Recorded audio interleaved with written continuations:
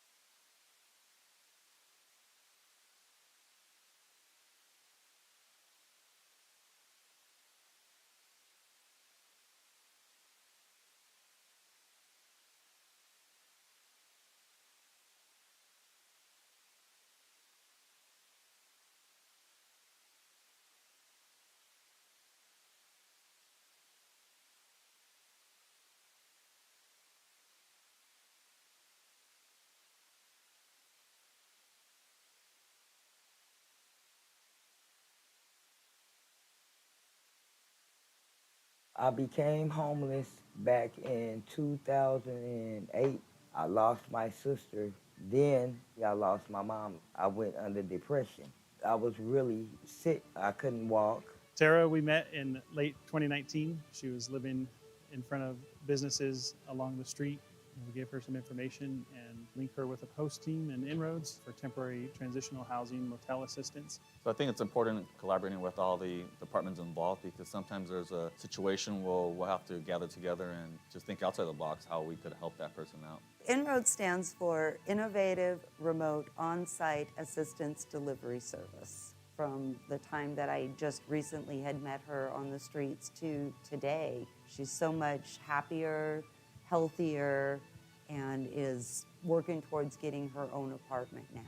We go to where the client is and taking the resources directly to them. And it helps build that bridge for success. I don't want to be homeless anymore, and I thank the county staff and team that helped me through this. Thank you guys, and God bless you.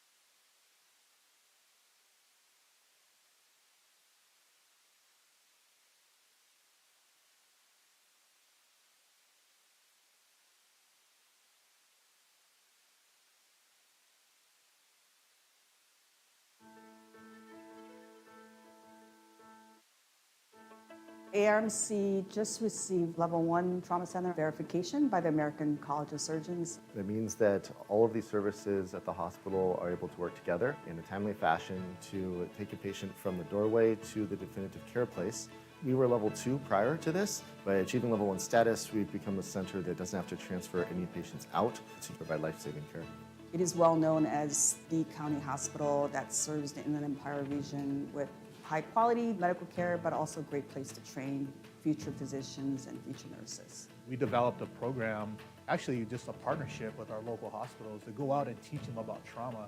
It's a phone call, and then we'll set a classroom for their physicians and ER nurses, and we're more than happy to go and provide this education, because our goal is to provide optimal care for all of our patients, not only in our hospital, but in the outside hospitals as well. So I think having education in addition to being able to deliver high quality care, that's what I think makes this hospital a very special place.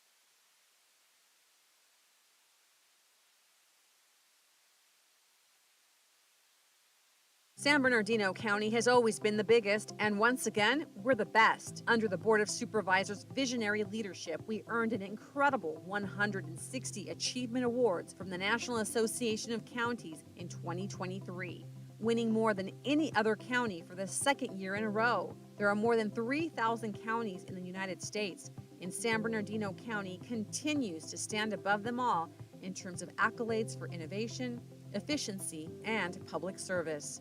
This year, we were honored for streamlining staff training for our homeless point-in-time count, hosting 32 animal adoption events leading to more than 1,600 pet adoptions, making building inspections easier, keeping residents well-informed and safe following the El Dorado flood, teaching children the importance of good oral health, providing reentry support to vulnerable clients following incarceration, enabling local job seekers to succeed in their careers, increasing access to healthy foods for county residents, unveiling our Curtain of Courage Memorial. And this is just a sample of the 160 national awards that San Bernardino County earned for the services we provide to our residents and visitors. Thank you to our county employees for making this recognition possible.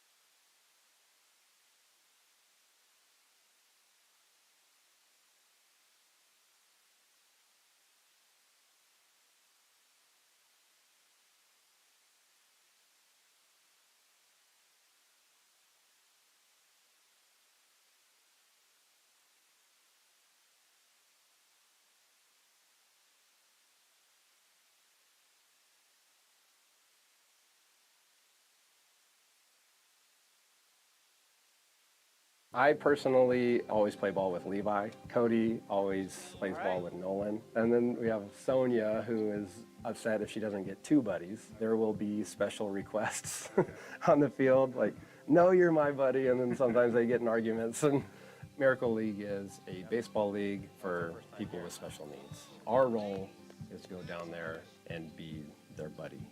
Whatever they need, help getting around the bases because they're in a wheelchair, assistance hitting the ball, throwing the ball. It's our job to make sure that nobody gets hurt. Everybody there is just having a good time. Both teams are rooting for each other.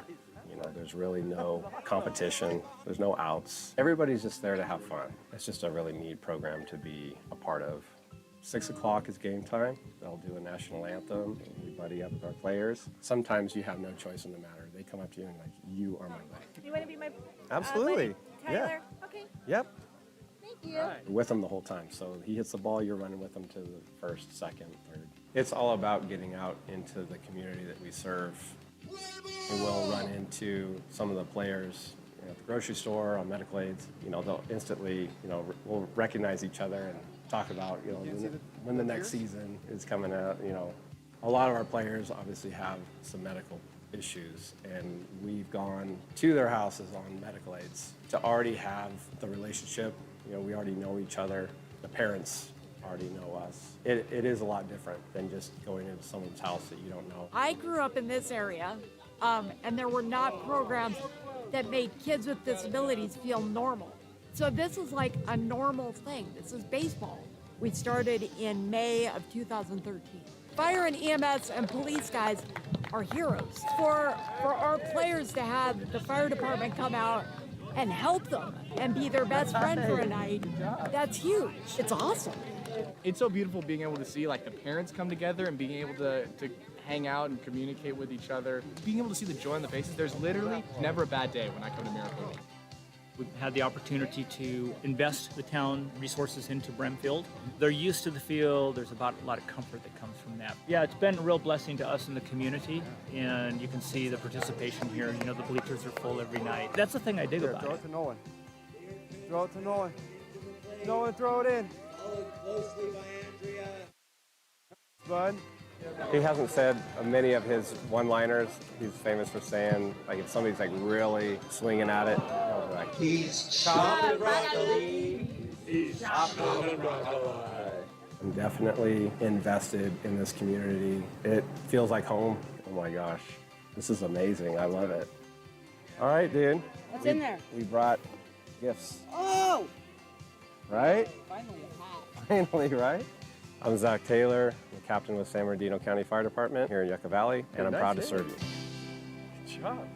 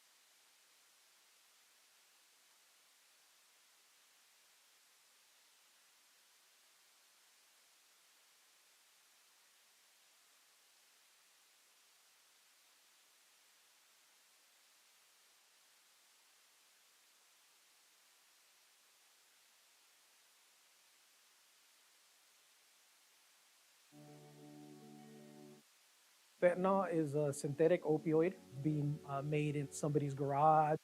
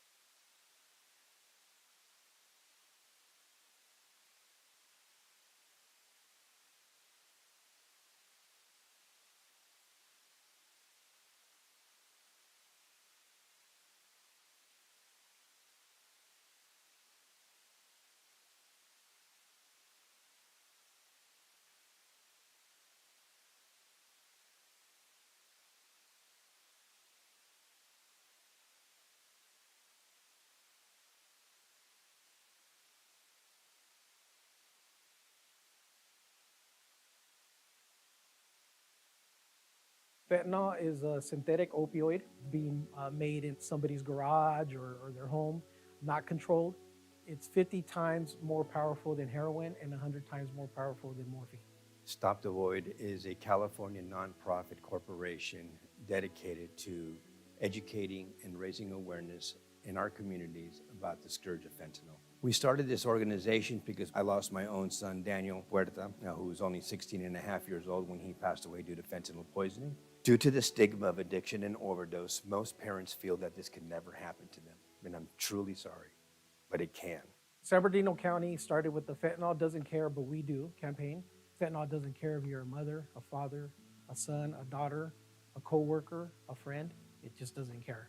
But we do in the county of San Bernardino, and that's why we created this campaign to bring awareness to the community. San Bernardino County and Stop the Void have partnered together. Come to San Bernardino County website, Department of Behavioral Health, look at all the resources that they have, and make sure that you speak to your children.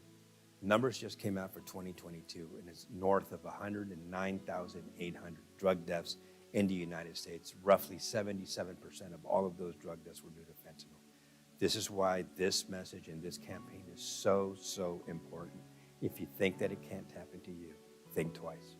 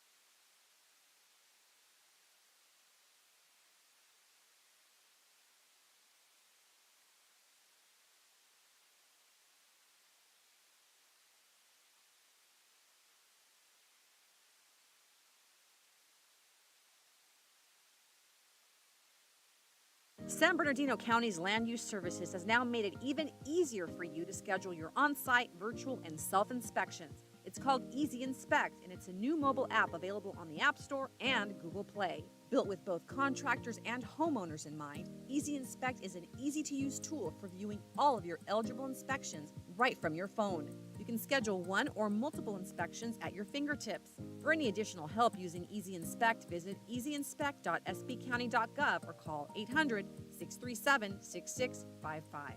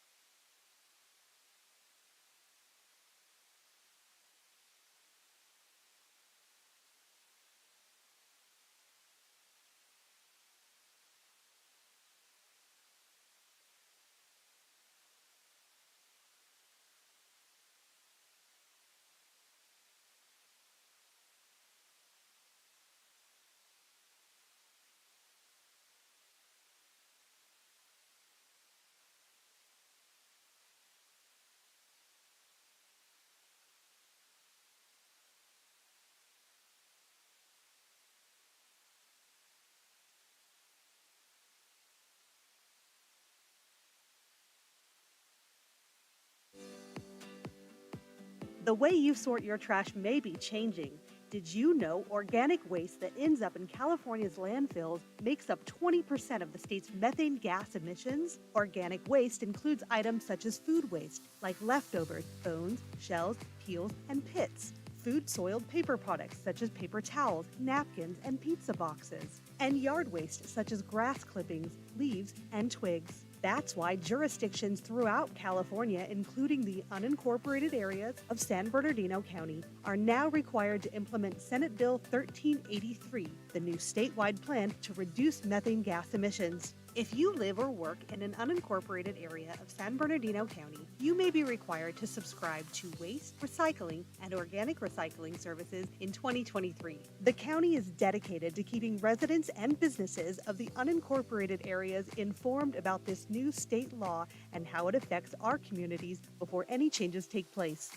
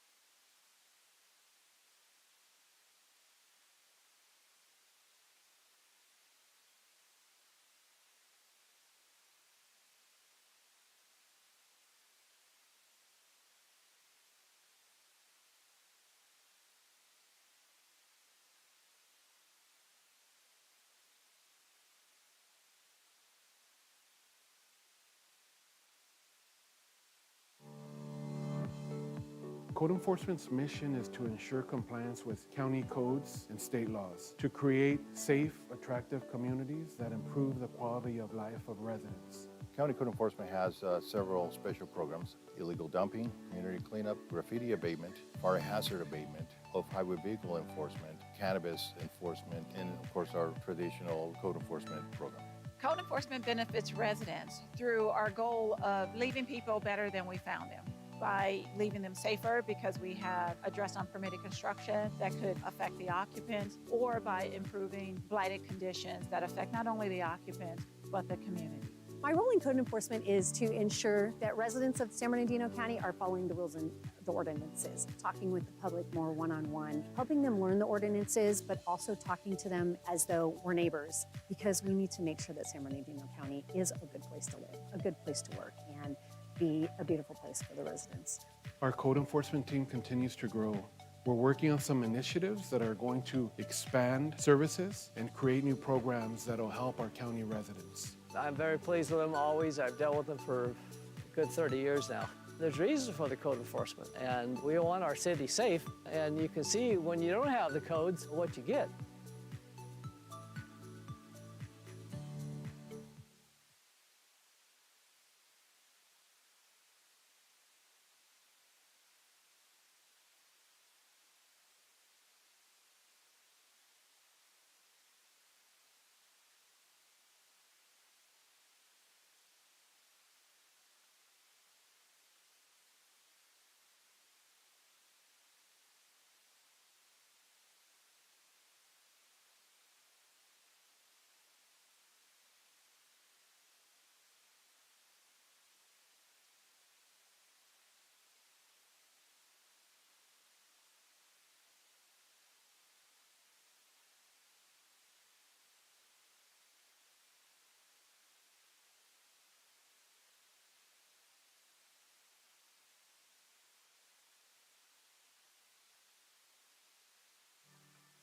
I became homeless back in 2008. I lost my sister. Then I lost my mom. I went under depression. I was really sick. I couldn't walk. Sarah, we met in late 2019. She was living in front of businesses along the street. We gave her some information and linked her with a post team and inroads for temporary transitional housing motel assistance. So I think it's important collaborating with all the departments involved, because sometimes there's a situation where we'll have to gather together and just think outside the box how we could help that person out. Inroad stands for Innovative Remote On-Site Assistance Delivery Service. From the time that I just recently had met her on the streets to today, she's so much happier, healthier, and is working towards getting her own apartment now. We go to where the client is and taking the resources directly to them, and it helps build that bridge for success. I don't want to be homeless anymore, and I thank the county staff and team that helped me through this. Thank you guys, and God bless you.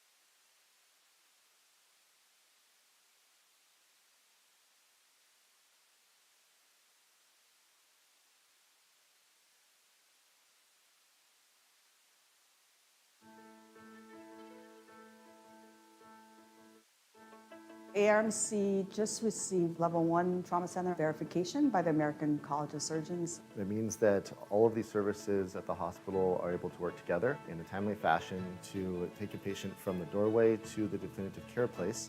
We were Level 2 prior to this. By achieving Level 1 status, we've become a center that doesn't have to transfer any patients out to provide life-saving care.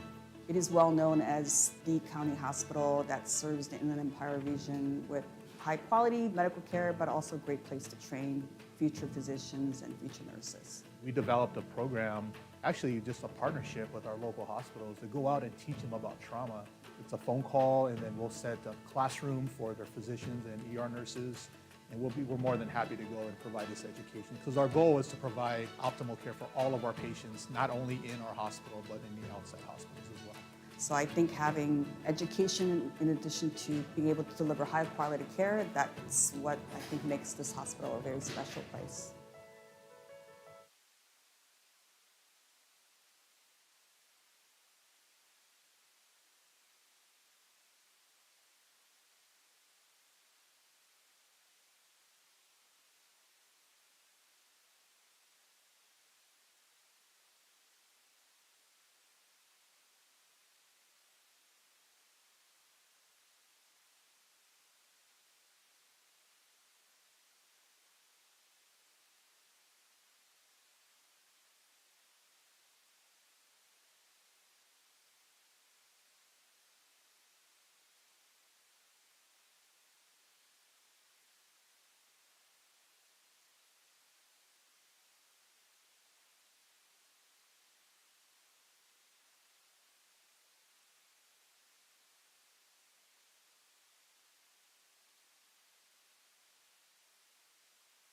San Bernardino County has always been the biggest, and once again, we're the best. Under the Board of Supervisors' visionary leadership, we earned an incredible 160 achievement awards from the National Association of Counties in 2023, winning more than any other county for the second year in a row. There are more than 3,000 counties in the United States, and San Bernardino County continues to stand above them all in terms of accolades for innovation, efficiency, and public service. This year, we were honored for streamlining staff training for our homeless point-in-time count, hosting 32 animal adoption events leading to more than 1,600 pet adoptions, making building inspections easier, keeping residents well-informed and safe following the El Dorado flood, teaching children the importance of good oral health, providing reentry support to vulnerable clients following incarceration, enabling local job seekers to succeed in their careers, increasing access to healthy foods for county residents, unveiling our Curtain of Courage Memorial. And this is just a sample of the 160 national awards that San Bernardino County earned for the services we provide to our residents and visitors. Thank you to our county employees for making this recognition possible.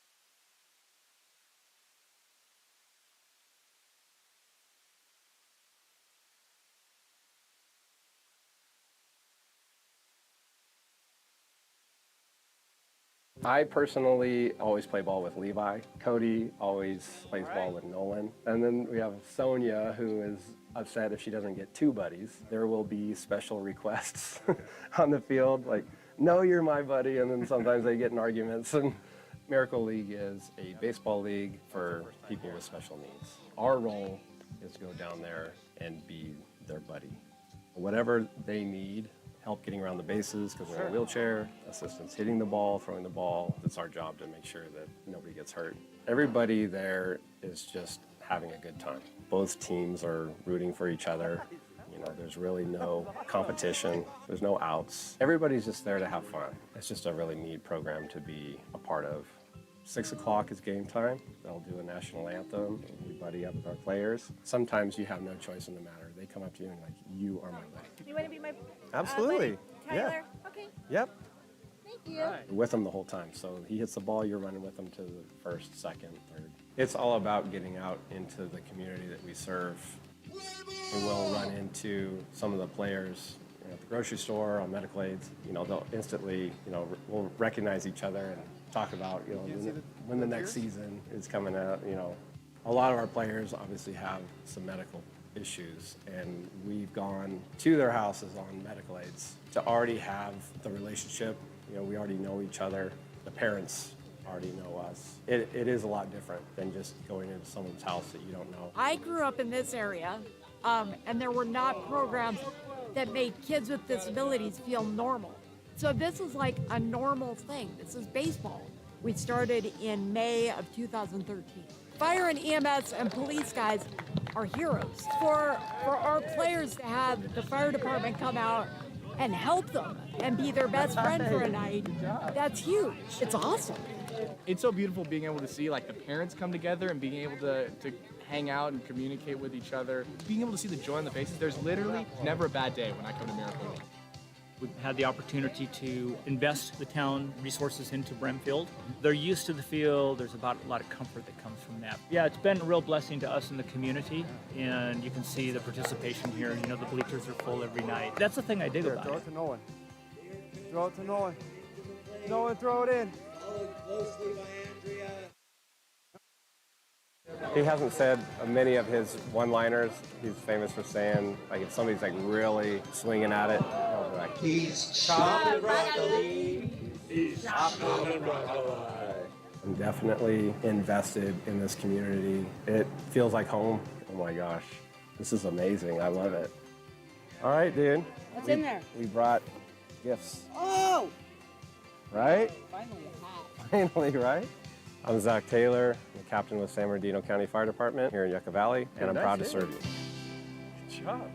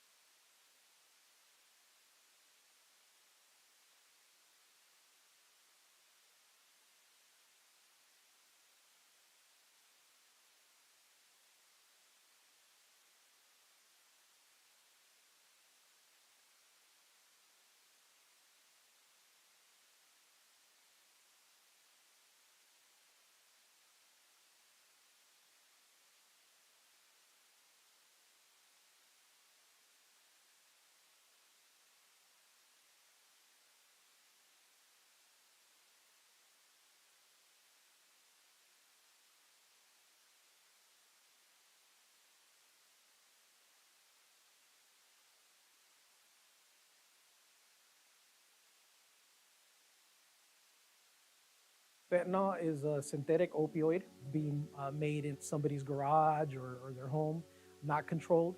It's 50 times more powerful than heroin and 100 times more powerful than morphine. Stop the Void is a California nonprofit corporation dedicated to educating and raising awareness in our communities about the scourge of fentanyl. We started this organization because I lost my own son, Daniel Huerta, who was only 16 and a half years old when he passed away due to fentanyl poisoning. Due to the stigma of addiction and overdose, most parents feel that this can never happen to them. And I'm truly sorry, but it can. San Bernardino County started with the Fentanyl Doesn't Care, But We Do campaign. Fentanyl doesn't care if you're a mother, a father, a son, a daughter, a co-worker, a friend. It just doesn't care. But we do in the county of San Bernardino, and that's why we created this campaign to bring awareness to the community. San Bernardino County and Stop the Void have partnered together. Come to San Bernardino County website, Department of Behavioral Health, look at what all the resources that they have, and make sure that you speak to your children. Numbers just came out for 2022, and it's north of 109,800 drug deaths in the United States. Roughly 77% of all of those drug deaths were due to fentanyl. This is why this message and this campaign is so, so important. If you think that it can't happen to you, think twice.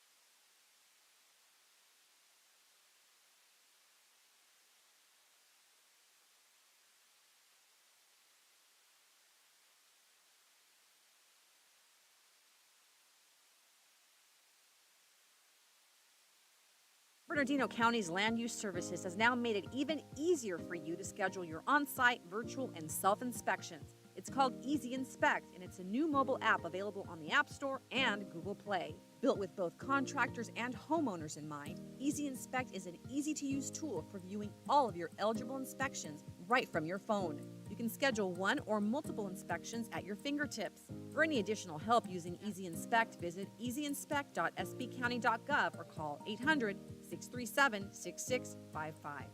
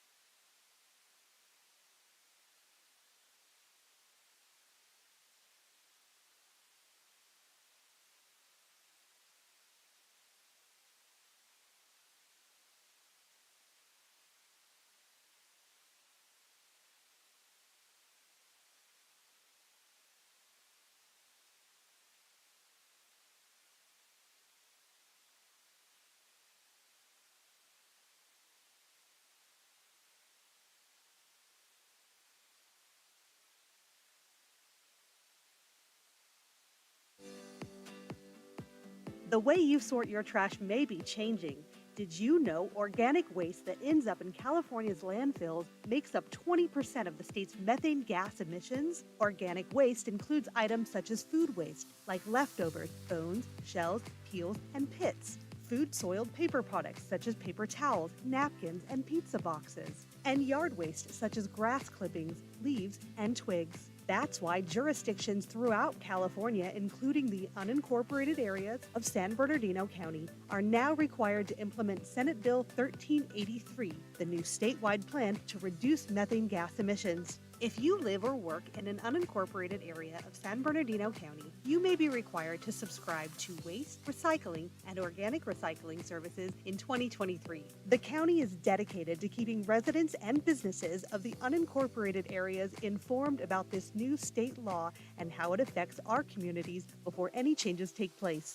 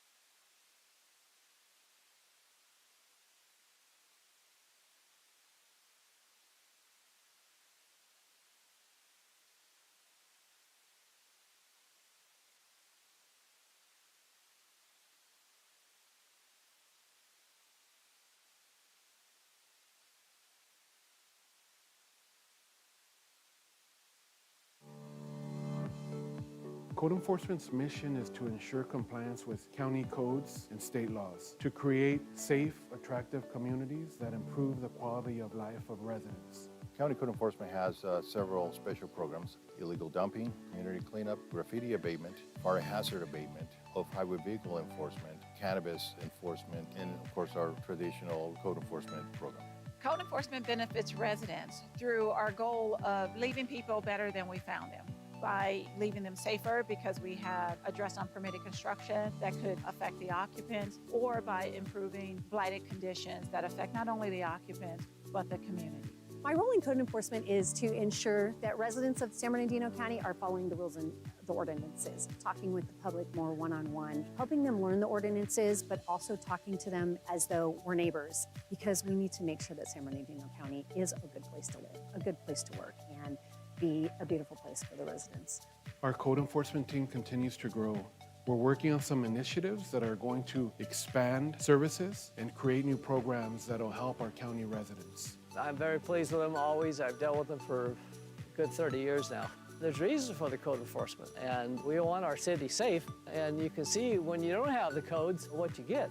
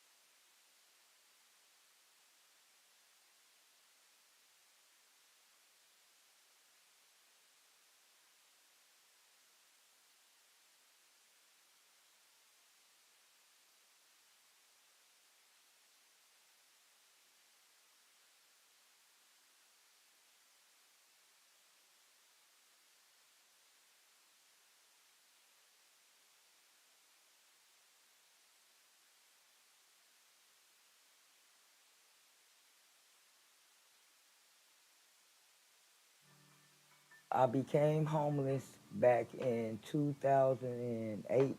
I lost my sister. Then I lost my mom. I went under depression. I was really sick. I couldn't walk. Sarah, we met in late 2019. She was living in front of businesses along the street.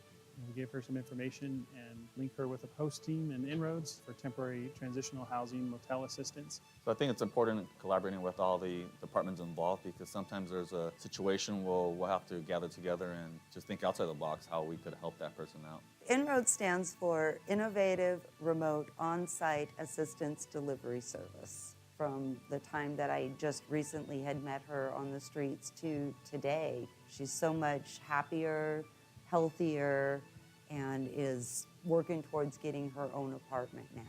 We go to where the client is and taking the resources directly to them, and it helps build that bridge for success. I don't want to be homeless anymore, and I thank the county staff and team that helped me through this. Thank you guys, and God bless you.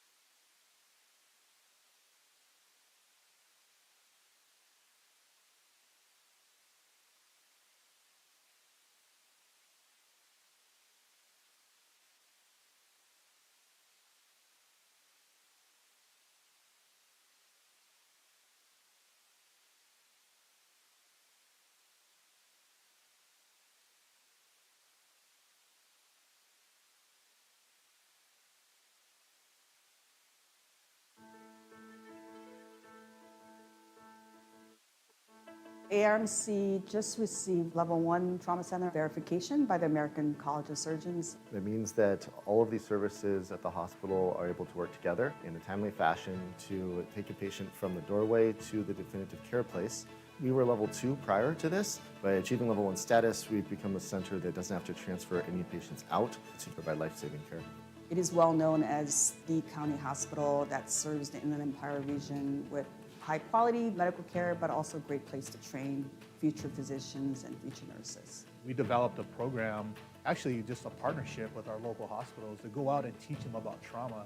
It's a phone call, and then we'll set a classroom for their physicians and ER nurses, and we're more than happy to go and provide this education, because our goal is to provide optimal care for all of our patients, not only in our hospital, but in the outside hospitals as well. So I think having education in addition to being able to deliver high quality care, that's what I think makes this hospital a very special place.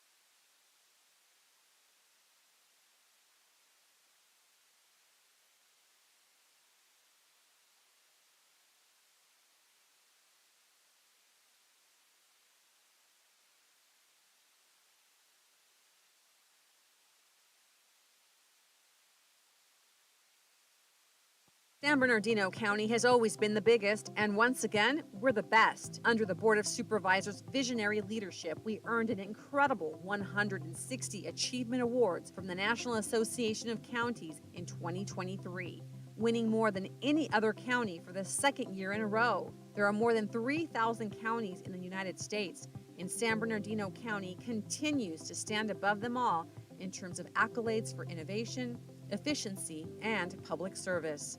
This year, we were honored for streamlining staff training for our homeless point-in-time count, hosting 32 animal adoption events leading to more than 1,600 pet adoptions, making building inspections easier, keeping residents well-informed and safe following the El Dorado flood, teaching children the importance of good oral health, providing reentry support to vulnerable clients following incarceration, enabling local job seekers to succeed in their careers, increasing access to healthy foods for county residents, unveiling our Curtain of Courage Memorial. And this is just a sample of the 160 national awards that San Bernardino County earned for the services we provide to our residents and visitors. Thank you to our county employees for making this recognition possible.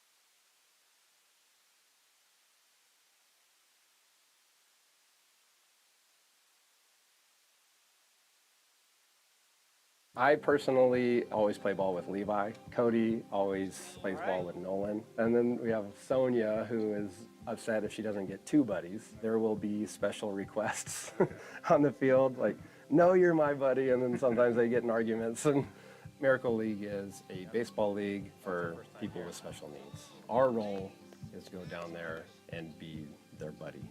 Whatever they need, help getting around the bases because they're in a wheelchair, assistance hitting the ball, throwing the ball. It's our job to make sure that nobody gets hurt. Everybody there is just having a good time. Both teams are rooting for each other. You know, there's really no competition. There's no outs. Everybody's just there to have fun. It's just a really neat program to be a part of. 6 o'clock is game time. They'll do a national anthem. We buddy up with our players. Sometimes you have no choice in the matter. They come up to you and like, you are my buddy. You want to be my Absolutely. buddy? Tyler? Yeah. Okay. Yep. Thank you. You're with them the whole time. So he hits the ball, you're running with him to the first, second, third. It's all about getting out into the community that we serve. And we'll run into some of the players at the grocery store, on medical aids. You know, they'll instantly, we'll recognize each other and talk about, when the next season is coming out. A lot of our players obviously have some medical issues, and we've gone to their houses on medical aids to already have the relationship. We already know each other. The parents already know us. It is a lot different than just going into someone's house that you don't know. I grew up in this area, and there were not programs that made kids with disabilities feel normal. So this is like a normal thing. This is baseball. We started in May of 2013. Fire and EMS and police guys are heroes. For our players to have the fire department come out and help them and be their best friend for a night, that's huge. Awesome. It's so beautiful being able to see like the parents come together and being able to hang out and communicate with each other. Being able to see the joy on the faces. There's literally never a bad day when I come to Miracle League. We've had the opportunity to invest the town resources into Bremfield. They're used to the field. There's about a lot of comfort that comes from that. Yeah, it's been a real blessing to us in the community, and you can see the participation here. The bleachers are full every night. That's the thing I dig about Throw it. it to Nolan. Throw it to Nolan. Nolan, throw it in. He hasn't said many of his one-liners. He's famous for saying, like, if somebody's like really swinging at it, he'll be like, He's chopping broccoli. He's I'm definitely invested in this community. It feels like home. Oh my gosh, this is amazing. I love it. All right, dude. What's in there? We brought gifts, Oh! right? Finally a hat. Finally, right? I'm Zach Taylor, the captain with San Bernardino County Fire Department here in Yucca Valley, and I'm proud to serve you. Good job.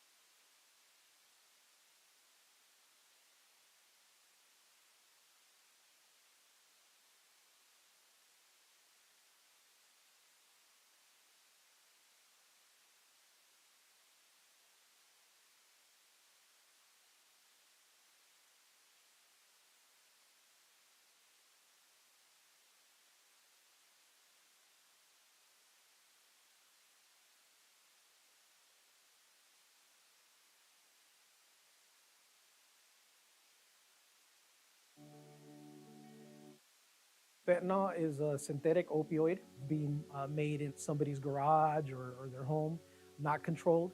It's 50 times more powerful than heroin and 100 times more powerful than morphine.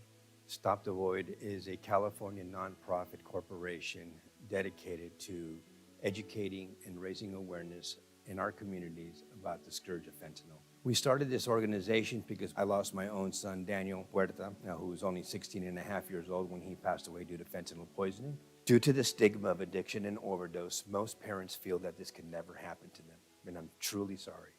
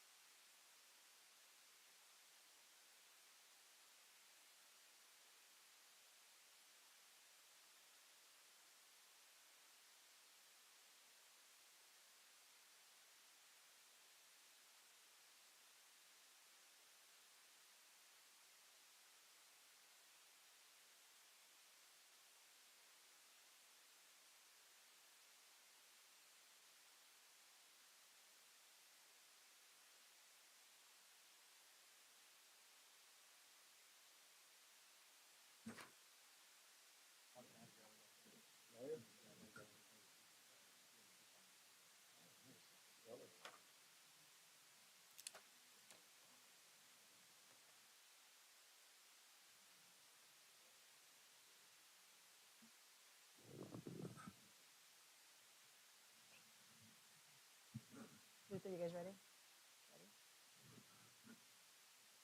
Good morning. I would like to call this meeting to order, and I'd also like to acknowledge the High Desert video conferencing sites. Due to facilities issue, Joshua Tree video conferencing site is closed this morning.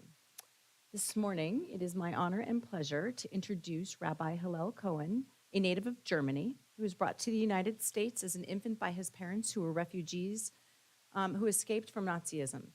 Currently, he serves as a rabbi emeritus at the congregation at Emmanuel. Did I say that right? Okay, thank you.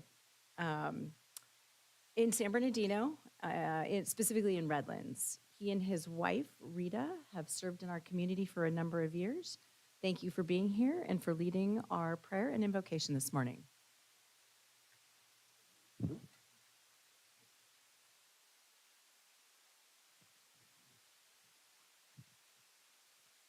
We offer praise to the one who is addressed by many names and worshiped in many forms, who remains the unifying force of all humanity.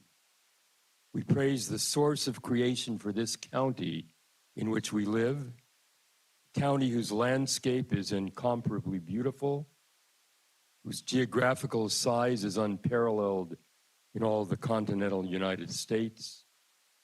We offer praise for the rich amalgamation of culture that began with the native tribes whose roots go back for many centuries, and which today includes their descendants, as well as all others who have come here to live. And so with the ancient psalmist we say, Hallelujah, praise be to God. Our prayer today is also a prayer of thanksgiving. We give thanks for those who serve our country each and every day and night in a variety of ways.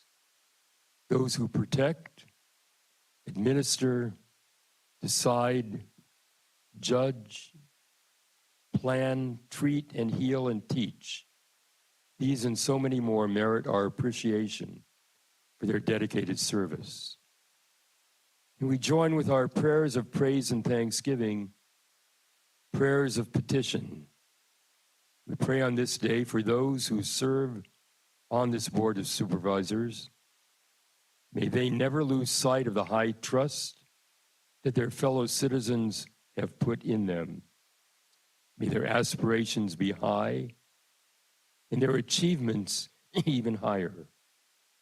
May they never waver from pursuing and practicing justice, never compromise their integrity, and may they be responsive and sensitive to the needs of their constituents, as well as to the needs of each and every woman, man, and child of our county. And may the only interest to which they are beholden be that of making San Bernardino County better, safer, and a more just place to live. So living as we do today in a world that continues to be marred by violence, war, distrust, destructive words and deeds, may we join in pursuing justice and peace throughout the world. On this day, we look at the seal of our county and are reminded that we are part of a great nation and a great state, and that our mountains, our desert lands, our farms and groves, our highways and tracks are awesome. But the symbol of the arrowhead is our living symbol and a perfect metaphor. May the actions of this Board of Supervisors pierce through all sham, corruption, selfish interest. And may the arrow point to new heights of prosperity, safety, and well-being for all people. And so we pray that the words spoken here and the deeds of those who have been elected to be our leaders ever be goodly and godly. Amen. So join me as we together engage in our sacred affirmation of allegiance to our country. I pledge allegiance to the flag of the United States of America and to the republic for which it stands, one nation under God, indivisible, with liberty and justice for all. Thank you, Rabbi.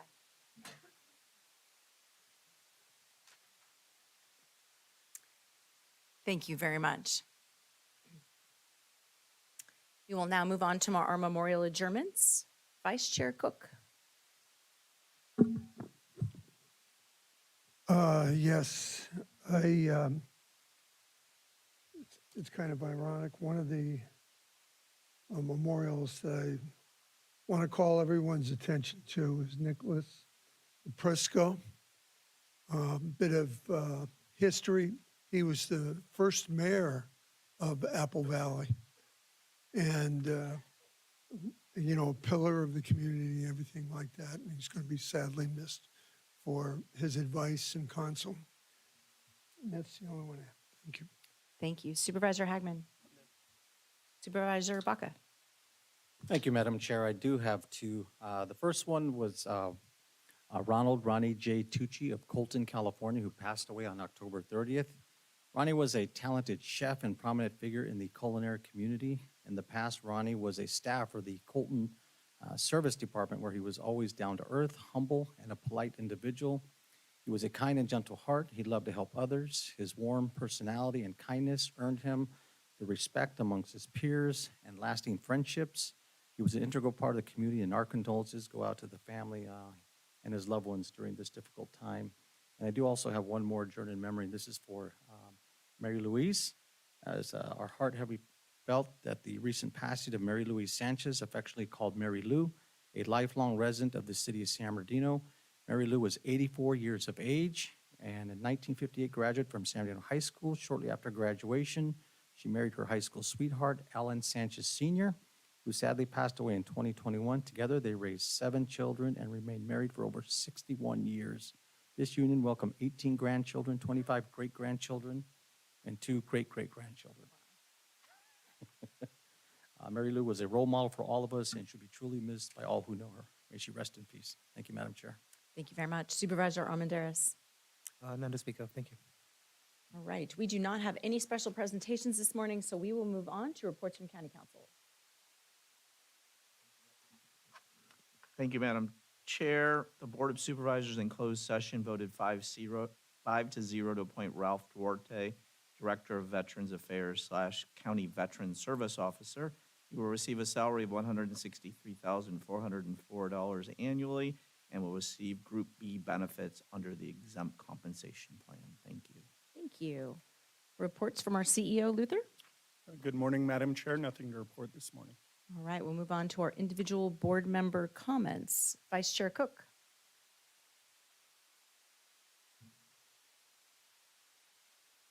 I just wanted to make a brief comment after watching that government in action on TV. And I was part of that body for 8 years, and I'll be honest with you, I was kind of ashamed that that group, whether you're Republican or Democrat or what have you, that's not a very good example to set to the people of the United States. One of the things I enjoy about this board here is we don't always agree, but we agree to disagree. And I've been on a lot of boards. I'm older than dirt. Everybody knows that. And it's kind of refreshing to be on a government board that gets things done and it doesn't turn into a shouting match, or we continue to respect each other. So just a little bit maudlin this morning, but thank you for letting me speak. Supervisor Hagman. Thank you, Madam Chair. A couple quick updates. First of all, I'd like to thank the Veteran Affairs Department and their team. We had a local veteran event at our district office last week, and it's always well attended. We do it like once a year, but just to be able to reach out to our veterans, and especially during the week of Veterans Week, to have the services provided by the county, and just to hear their thanks to give to our staff members to come out and take care of them is well worth it to go see. So thank you to all the team members who made out for Veteran Affairs. And speaking of veterans, I think if everyone I probably can't see, but it's something different. We all have the same tie on today. It's a shark tie to honor Colonel Cook for his service, because it's an inside joke. He wears shark ties most of the board meetings because he always thinks that our attorneys are sharks. But we wanted to honor Colonel for his service as well. So thank you.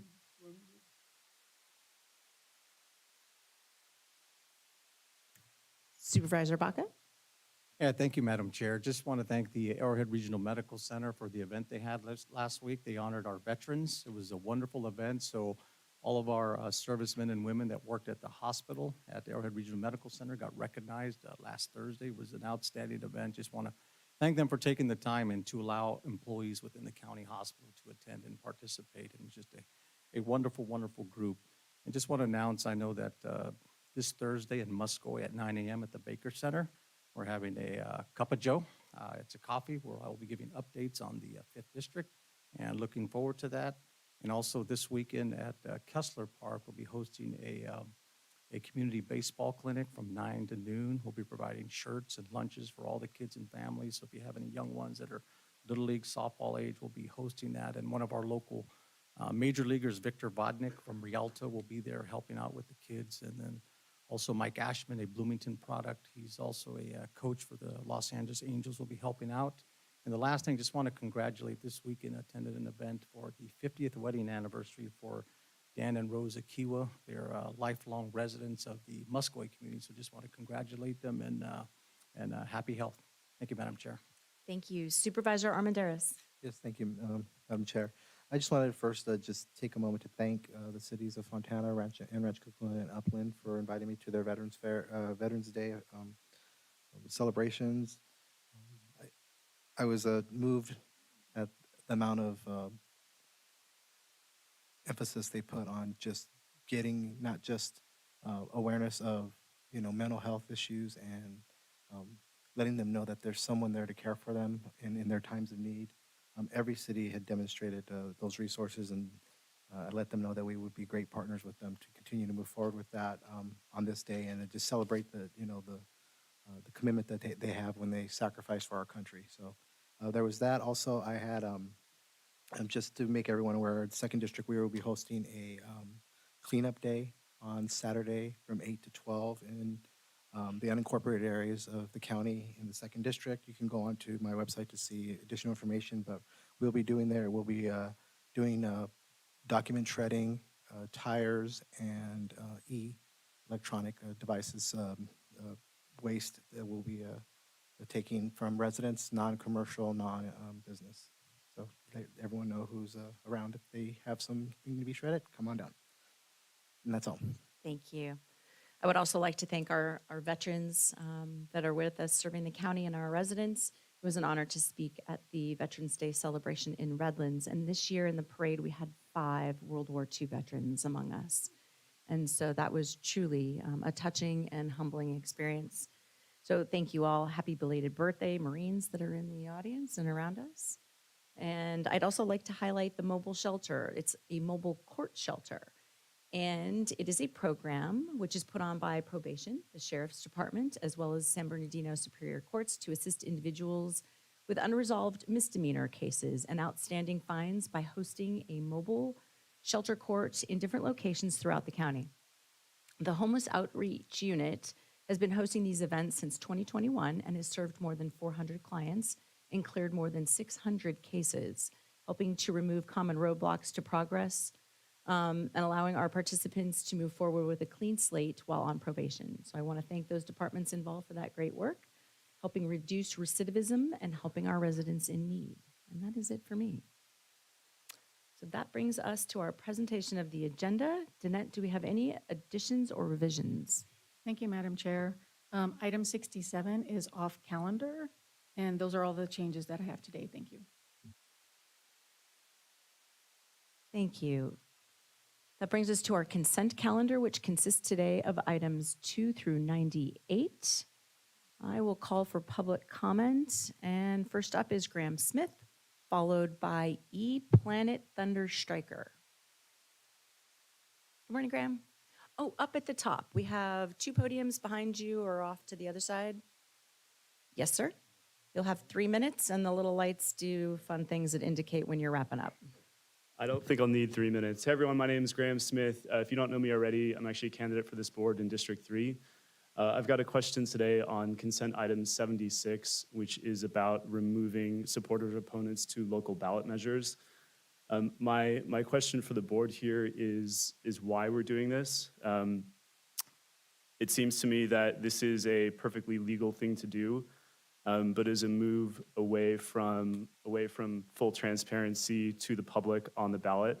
And I guess I'm looking for a reason why that's not either to save ink or because we can. Thank you for your comments. The board can deliberate once we're back over into this side. Okay. Thank you. Next up, I have Planet Thunder Striker. Hello, thank you, Board. I'm Planet Thunder Striker. I'm really new to this. I wasn't really prepared for such a large variety of things. First, I can start with chastising the Board of Supervisors department because I've spoken at multiple Board of Supervisors the last few weeks, and particularly a lot in Santa Barbara. And with the things that I'm discussing and the fact that nothing has been done, it's like, preemptive because I'm dealing with corruption in the music industry. I'm dealing with treason allegations related to a lot of things that have been going on. I also had comments about the behavioral mental health, comments that I made to the city council, I think September 19th, I have written down, related to how we had a cultural attack, which we lovingly call the British invasion. And this is a perspective that could really help out a lot of people that are dealing with confusion in our society. The fact that we have this mental illness crisis is just completely an absurdity. And well, I guess that's it for now. I know that when I'm talking to the board, nothing's been done, no questions are asked, nobody's doing anything. It goes down to the aides. What are they reviewing? I know that the aide for one of the Santa Barbara supervisors is clearly going for treason, but probably reasons different than people here that just don't do anything. 3 minutes? Okay. Oh, and the law and justice, of course, we just have this completely Stone Age thing going on, and people have been talking about that for years. But right now, with what's going on, the politicians, I wouldn't feel comfortable with complete criminal justice reform the way our government is right now, with the way people are running things. But clearly, we could do a whole lot better. I'm also going to point out, wow, I have a long 3 minutes this time. The politicians are talking about, well, I'm actually the father of the woke movement. Katy Perry's Wide Awake started because of a Dreaming Wide Awake song I was working on. So those people are talking about that stuff. They're not talking about this. You guys are not going to be doing anything as a certainty, I'm almost certain. And so when we're talking about criminal justice reform, getting people just stop doing crime, and that's just, but I appreciate the fact that you guys even have this department. And maybe if I'm doing things in this area, I can talk to them. So that's great. Okay, there's the 1 minute. And so I guess that's it for now. Oh, and a shout out to the firefighters. I can't do anything on the thing, but they're the ones that hopefully maybe I can get a female firefighter to do a presidential candidacy, because like I said, oh, and the ambulance services contract, that was like half of the time they didn't even send one out. And then they're not talking about that. They're not talking about that. That change in Santa Barbara because of the firefighters is just more evidence of, oh, corruption just right down the county road. And thank you. That's time. Thank you very much. That is the last request to speak that I have. However, I need to go back and ask if any board member has a conflict of interest on the agenda today. Madam Chair, I do on item 69. I'll be abstaining from item 69. Thank you very much. Any others? All right, so we're going to bring it back. Do any board members wish to pull an item for discussion? Madam Mayor, I'd like to pull item 72. Madam Chair, I'll do just a comment for 39. It doesn't need to be pulled. And I'll go ahead and pull 76 for discussion.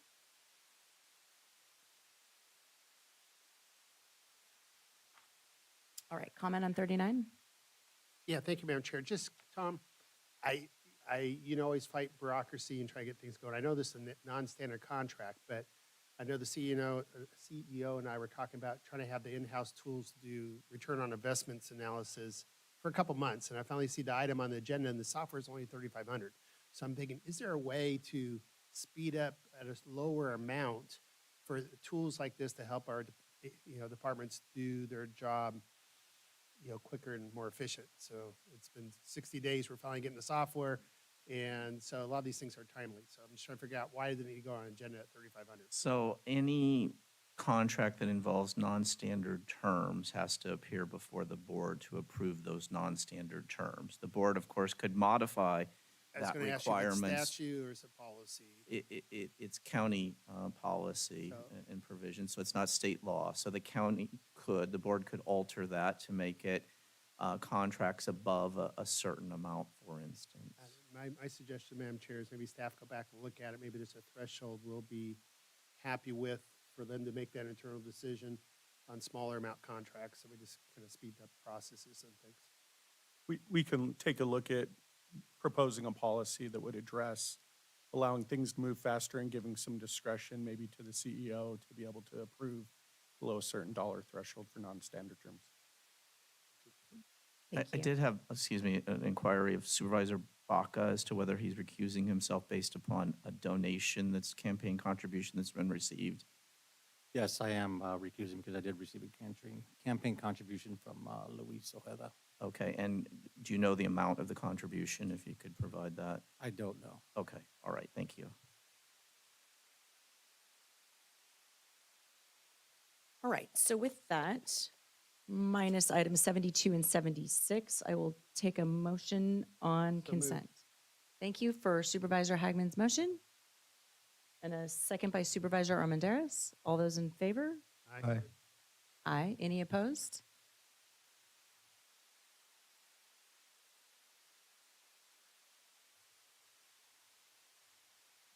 Thank you, Chairman Rao. With that, the motion passes with all in favor and Supervisor Baca abstaining on item 69.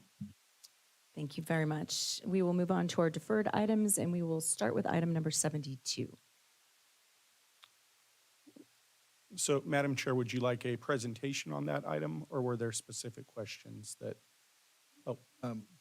So I am supporting the item, but I would like to make a friendly amendment. I would like to direct staff to determine the market value of the outdoor amphitheaters in the West Valley, possibly like things like Prado Park. Also do a survey of various qualified promoters for live entertainment management. Even though Live Nation is one of our partners currently, I think they're doing an amazing job as a partner, and we should continue to embrace them. But Glen Helen has been neglected for many reasons, some theirs, some ours. And I feel that, this is a great opportunity for us to reset that relationship with Glen Helen between the county and Live Nation. And 5 shows in the last year is unacceptable and inadequate for us. I see this amendment as a possible new beginning and a new chapter for the West Valley and Live Nations or any other different promoter who has a vision. And that'll be all.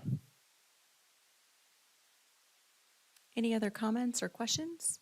Yeah, no, I'd like to comment on that. That's been brought up by me before with Live Nation is just, I just want to make sure they're not cornering the market because the Inland Empire, San Bernardino County is part of the LA market. And I just want to make sure that we're getting our biggest bang for our buck. The other thing we ought to consider as we look forward in negotiations is, look, are we getting the proper amount of revenue for the county? This contract goes back probably 15, 20 years. It's many years ago. So we have to relook at that. The other thing we have to take a look at is making sure we're getting our fair share of concessions. I know that there's been, a concern that are we getting enough concessions? I got an opportunity to go to one concert myself, and it appeared it was doing very, very well. And I'm sure that many of these concerts have done well. It's my understanding that we have not received much for concessions. So as we look at the bigger picture, we have to look at how we're going to better benefit this county so we could make the improvements at our regional park. I think that's the other thing we have to keep in mind. And if there is a better promoter, I know one of the things they had talked about is having a smaller venue they said it would attract. I don't know that. I'm an expert in that field, but hopefully we can take a look at, not just Prado, but also look at Glen Helen Regional Park and look at those simultaneously to look at, hey, how can we get bang for our buck for both venues and adding more concerts and also an opportunity to generate revenue, because as we look at revenue generations, a lot of our county parks have not had enough money to do the upkeep. We've been very blessed with this one-time money, but as that money goes away in the next couple of years, how are we going to sustain our parks and the maintenance of our regional parks? I think we have a great opportunity here, and let's take advantage of it. Thank you, Madam Chair. I'll jump in too, Madam Chair. Thank you. Please. No, I agree with everything said by my colleagues so far. This is a great opportunity to have a bigger vision for all our venues within the county and the potential for those venues. I know we did a quick analysis of the West End, and from Prado Park, there's amazingly 23 million residents that live within an hour's drive of that park. We are a big entity in ourselves, San Bernardino County, and the Inland Empire as a whole, but we tend to get overshadowed by the county to our west and where most attention goes. So we need to go fight for our residents, so they don't have to go to other places to have their entertainment. If we were, Northern Cal or any other state, we'd be a huge attraction for everything from sporting, teams and all the rest of it. But since we're kind of put in that little shadow of our county to the west, we don't get our share for our residents. So yeah, I'm looking forward to maybe bringing on some experts and bringing on some consultants, and let's see what we need to do to have some great facilities for our residents in the future. Thank you. Thank you. Any other comments or questions? Someone gonna second my motion for my friendly amendment? I need to call for public comment, but you can go ahead and, yeah, no, thank you. So Danette, on this system, since we have a deferred item, I do not see any request to speak. Can you confirm that that's the case? That's confirmed. Thank you very much. I'm looking for a second on staff's recommendation with the friendly amendment. Second by Supervisor Hagman. All those in favor? Aye. Any opposed?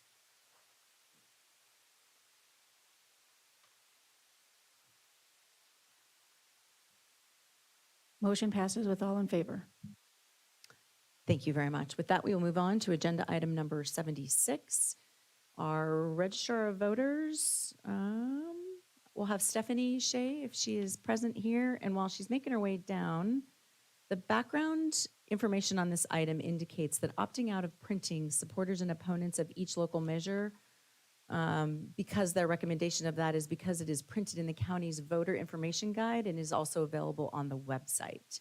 So opting out of the printing of supporters and opponents would be tremendous cost savings, and it would increase the amount of text on the ballot, which would result in labor and material costs for proofing, printing, and postage.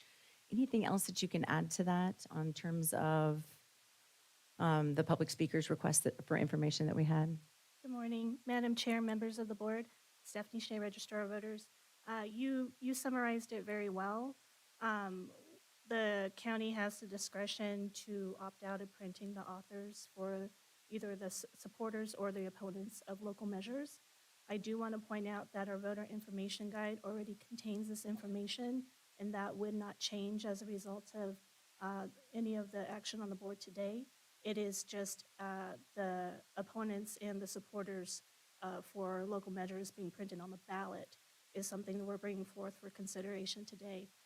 As you said, it's anticipated that the cost would increase to include the authors of the supporters or opponents of local measures on the ballot. That is due to the additional text on the ballot resulting in potentially increasing the number of cards for the ballot. There are printing costs as a result of that, postage costs as a result of that, and also staff time in proofing the additional text. Those are some considerations as well as just the coordination involved with just the additional text. And again, I do want to restate that this information is already printed in our voter information guide. That is also available on our website, and that would not change as a result of any of the board's action today. Thank you very much. Do we have any questions? I just had a question, Madam Chair. So the sample ballot is what you're referring to. The sample ballot, we're opting out of that, or the ballot? The actual ballot itself, those would be if the board takes action to opt out of printing authors, we would not print the authors on the ballot themselves. So the sample ballot will still have the oppose and, The sample ballot would be a representation of the actual ballot, so that would not be included on the sample ballot. Well, the sample ballot is included in the voter information guide, so what we're talking about is the ballot. Even in the sample ballot in the voter information guide, that information would not be in there, but in the voter information guide, there are measures, pages for the measures, and that would include the supporters, whether they're, or the authors, whether they're supporters or opponents in the measure pages of the guide. I appreciate you sharing that, because there was some confusion. I had a phone call yesterday where they're a little confused about it, but that gives clarity. So thank you so much. You're welcome. I have a motion and a second. Do I have any members of the public wishing to speak on this item? All right. All those in favor? Aye. Any opposed?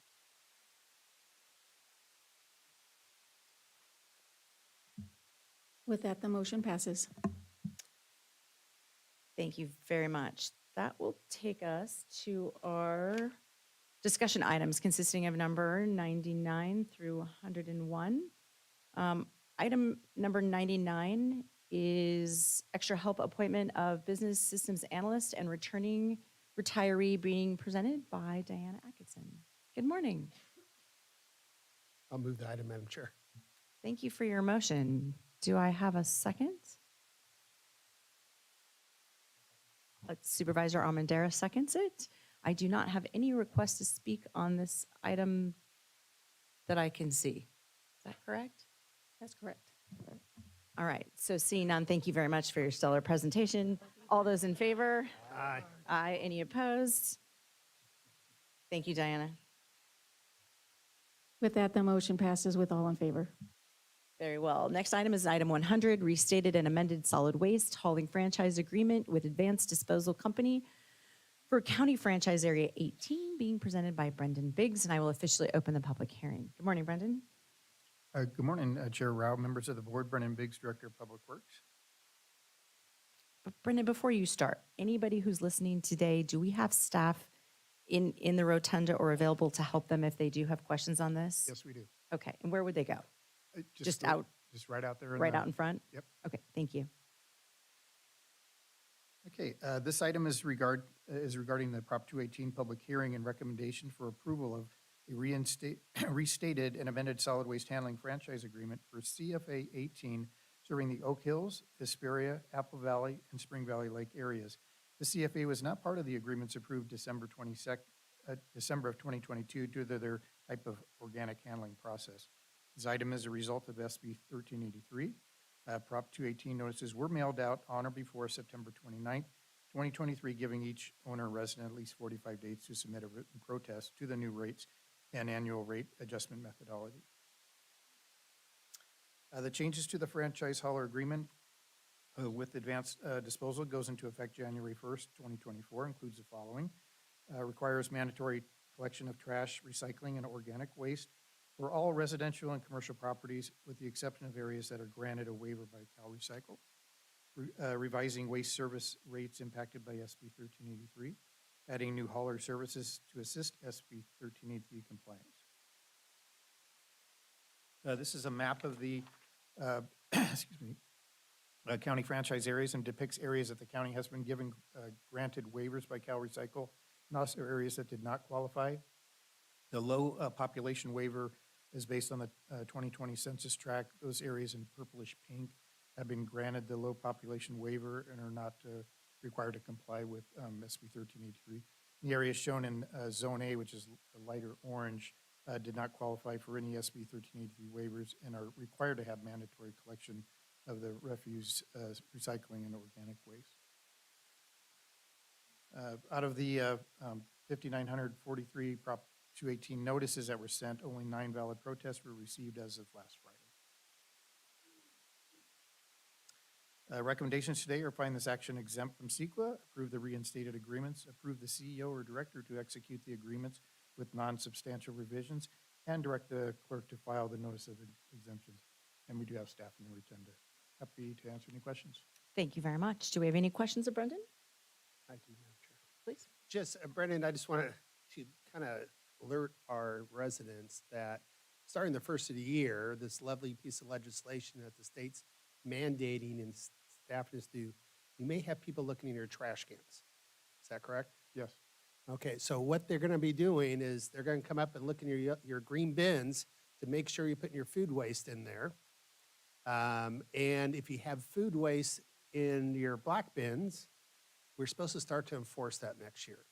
So I think, do we have a policy in place yet? I know some of my cities are doing 3 warnings before a fine, but literally you could be fined by what kind of trash you put in your trash cans.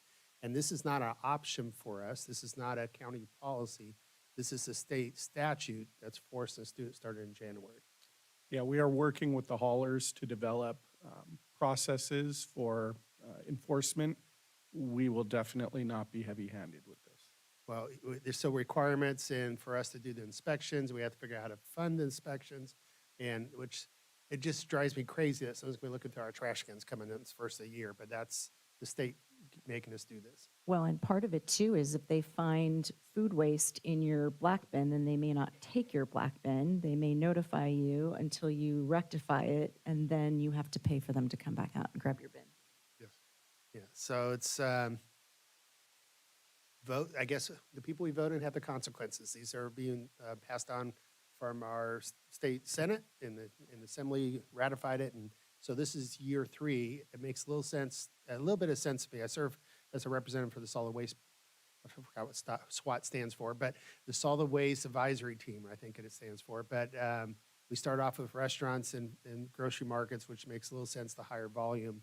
But it's going to be a new habit for us to scrape your stuff off your plates now into a separate container. It's not supposed to be a bag, and then that goes in your green waste now. So I don't know how the health department's going to reconcile with the heat we have during the summer in these trash cans, but we'll figure that out too. Thank you. It's just a comment. And with Thank that, I'll you. move it. Do I have any requests to speak on this item? No, none. I will close the public hearing. Thank you for your motion in a second. All those in favor? Any opposed?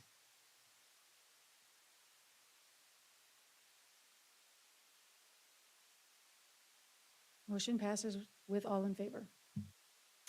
Thank you very much. Agenda item number 101 is transparent review of unjust transfers and holds, what we know as our Truth Act public forum being presented by Deputy Chief Perez, although that doesn't seem to be the case. I see Tracy Reese, Director of Probation, and our Sheriff Shannon Dykes making their way down. Good morning. Ernie, you got ousted.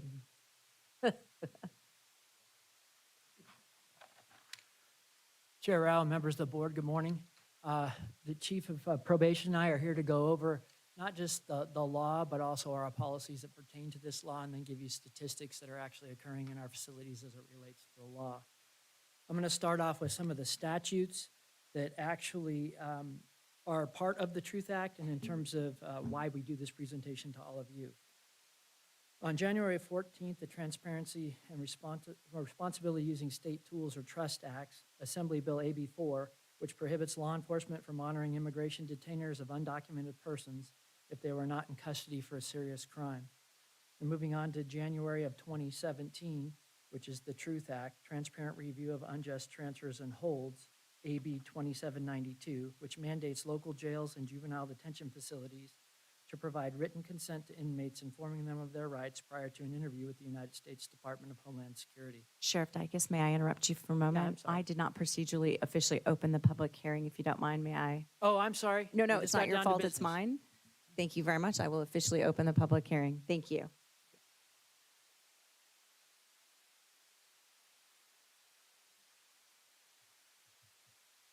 Okay. Next, we're going to go into January 20 of 18, which is the California Values Act, Senate Bill SB 54, which prohibits state and local law enforcement agencies from using agency or department money, facility, properties, equipment, or personnel to investigate, interrogate, detain, detect, or arrest persons for immigration enforcement purposes. Good morning, Chair Rao and Supervisors. The Probation Department, pursuant to SB 54, the Probation Department does not inquire into individuals' immigration status for the purpose of immigration enforcement, detain a person based on a hold request from ICE, participate in 287G agreements wherein ICE designates officers to perform limited immigration law enforcement functions, or any program that deputizes police as immigration agents, participate in Border Patrol activities, including warrantless searches, use immigration agents as interpreters, participate in task force operations where immigration enforcement is the primary purpose, initiate contact with ICE to advise them of an individual's detention or immigration status. The Probation Department will comply and cooperate with ICE when there is an active federal warrant for deportation. Moving on to Sheriff's Department interactions with ICE. The Sheriff's Department may allow ICE personnel to conduct investigations only if doing so would not violate any federal, state, or local laws. ICE primarily conducts immigration enforcement by identifying in-custody inmates using biometric fingerprints during the booking process. Federal, state, and local laws permit ICE to identify and detain undocumented individuals who pose a threat to public safety. The Sheriff's Department will not enforce federal immigration laws or participate in immigration enforcement programs. We will not ask an inmate's immigration status for the purpose of immigration enforcement.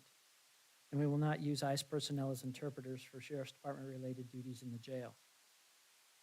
An inmate's citizenship and immigration status are not considered in the following: for housing purposes, classification purposes, or access to any educational or rehabilitative services, or for credit earning opportunities in the correctional system. ICE may enter a Sheriff's Department facility to conduct investigation or interview inmates like any other law enforcement agency. Prior to an interview, an inmate must first be informed of the purpose of the voluntary interview, the right to decline the interview, and the right to have an attorney present during the interview. Inmates receive these rights in writing with a notification and consent form and request for DHS/ICE interview, and the sheriff's forms included in the PowerPoint. ICE does have access to sheriff's jails like any other law enforcement agency. ICE has access to the intake area, inmate interview rooms, secure intake parking area, and the bridge, which is where the bookings are conducted. ICE does not have a dedicated workspace in any of our facilities. ICE can submit either of the two requests to the Sheriff's Department. Form I-247A, which asks the Sheriff's Department to provide release notification and to detain up an inmate to up to 48 hours past their county release date and to transfer an inmate to ICE's custody, or Form I-247G, asking for the Sheriff's Department to only provide a release notification to ICE. The Sheriff's Department will process the request to determine whether or not it's pursuant to Government Code Sections 7284.6 and 7282.5. The sheriff may comply with a request to provide a release notification and/or a request to transfer. The Sheriff's Department will not agree to hold or detain an inmate longer than their regularly scheduled release date. The Sheriff's Department will notify the inmate of the ICE request and the Sheriff's Department's determination of any action it will take. The department will provide a copy of the ICE request and the determination to the inmate and ascertain if the inmate would like the sheriff to provide a copy of these documents to an attorney or their designee. ICE personnel are solely responsible for making immigration-related arrests at Sheriff's Department facilities. There is no designated area to arrest inmates scheduled for release. ICE arrests must occur in the jail's areas that are accessible to the public. The Sheriff's Department will not directly transfer any inmate to ICE personnel unless the inmate meets the criteria under Government Code Section 7282.5. Our 2022 jail statistics: total number of bookings are 55,970.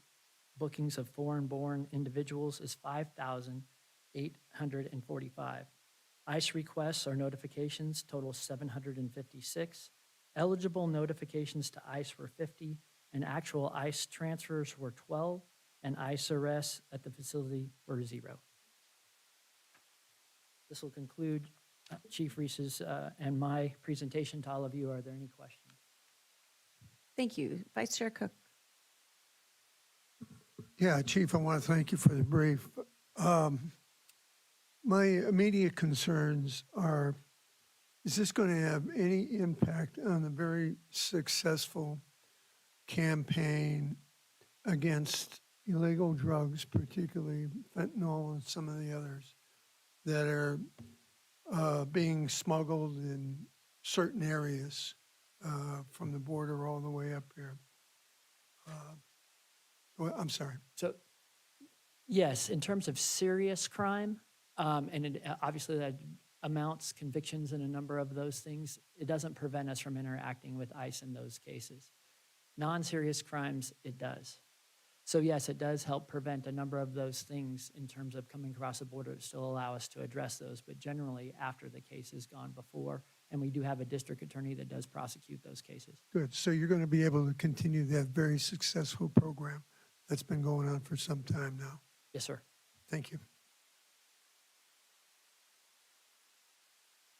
Thank you very much for the presentation. I do not have any other requests for public comment. None? All right, then I'll. We have 3.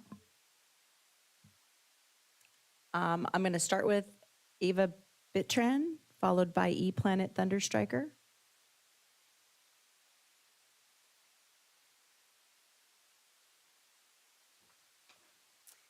Good morning, Madam Chair and members of the board. My name is Ava Bitran, and I'm a senior staff attorney with the ACLU of Southern California here in the Inland Empire, covering San Bernardino and Riverside counties. I'm here today to speak on this agenda item, and first I'd like to thank the department for sharing this information and for providing a greater level of detail than we've seen in years past. This information is critical to us as advocates and as community members to understand the relationship, if any, between the county and ICE. I have one factual question, which is what ICE arrests means in the presentation. Are these arrests that take place, for example, in the public lobby at West Valley after someone is released, or how is that sort of being defined? And then next, I'd like to speak particularly about this year's 12 reported transfers. First, I'm curious because I thought I'd seen that the department reported 0 transfers to the California Department of Justice, and I may be mistaken, but I was just curious if that is a discrepancy, what the reason is for it. But second, and more importantly, I'd like to highlight that each of these transfers represents a continued family separation, a double punishment for someone who has served their time in criminal custody, but who is maybe condemned again to further detention, deportation proceedings, and perhaps ultimately deportation. Transfers are voluntary, not required, and we ask the Sheriff's Department to do as many counties across the country have done and end them. Finally, we submitted a public records request for more information about the Sheriff's Department transfers back in 2020 and have received no response. So we've resubmitted and expanded that request just yesterday. So we ask the department and the county to promptly comply with these records obligations. And again, thank you for the opportunity to hear about this today and to speak with you. Thank you. Thank you very much. E-Planet Thunderstriker, who will be followed by Jean Luna. Thank you. 3 minutes are just not enough to point out so many different absurdities with these policies. I'd like to start off with, I don't know if after NAFTA they started extraditing our murderers, but the thing that I'm going to be discussing, that I've been discussing in front of the boards for Riverside and Orange, have to do with a cultural attack that started in the 50s that Spain is affecting what's going on in Mexico, and they're not going to have a happy, productive society. Right now, they're just focused on having a lot of children and doing things like getting protections from our corrupt government as to why they're here, and things like that. Not letting ICE just come in when somebody and you're going to be releasing them. It does affect our culture. There's a lot of people the last couple of years wearing all black, white people too, but it's like, you're walking around, it's like, well, what are these people doing here? They're not just picking fruit and then not doing anything. The correlation between sex trafficking and our sanctuary state and other countries are not looking at as America with our high crime rate as somebody that's doing things intellectual with law and order when we have, what's going on with specifically Mexico, and where we should be friends with them, dealing with monarchies trying to undermine us while we're watching James Bond movies because we don't have our own spy, because the only people that they would be fighting would be military dictatorships and monarchies. So again, 3 minutes, just every single thing that he's saying, nothing personal, sir, but it's just, oh, I'm just pulling out my hair. It's like, why am I dealing with corruption in the music industry, politics, people, the president, Kamala Harris, treason? It's like, what he's saying is like, for America to resolve this situation, when my situation is public, we're going to be talking about thousands of treason allegations, literally, if not 5 digits, 4 anyways, and then things like giving them protections. Why is it that we know this is going on? We're not a society of law and order anymore at all. And all whole country, the whole world is looking at, it's just, I'm sorry. What else can I say? Because, like the new song, We Didn't Start the Fire, probably redone because of my connection to the music industry and the fire department helping out. But the other thing is why is all that going on in the first place? Thank you very much. Jean Luna?